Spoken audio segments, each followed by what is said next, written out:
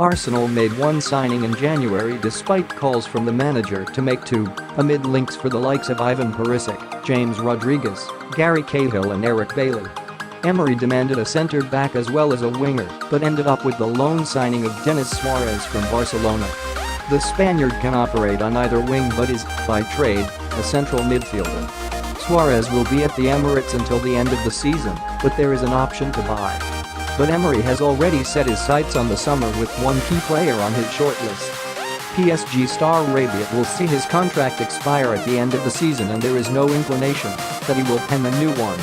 It means the Frenchman will be free to leave in the summer for nothing. And according to the Express, Arsenal are going to register an interest in the midfielder. Competition is high for Rabiot, though, with the Express going on to report that Liverpool and Tottenham are also interested in the 23-year-old.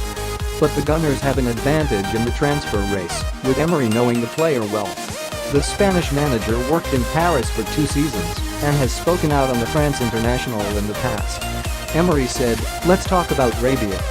He's a central midfielder who is more comfortable playing as a defensive midfielder rather than a creative one.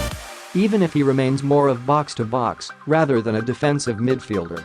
When you want to play with a defensive, creative and box-to-box midfielders in fixed positions, Rabiot finds himself confronted to a problem. He has to run and not play in a fixed position statically.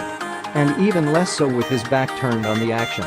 Rabiot doesn't really like playing as a defensive midfielder, he likes playing as a box-to-box, but I prefer him as a defensive midfielder."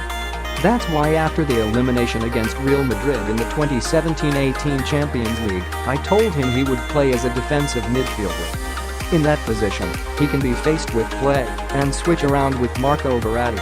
He is more competitive in these conditions. With certain players, you can't impose a strict idea. You have to adapt yourself to their characteristics in order to win an individual and collective competitive.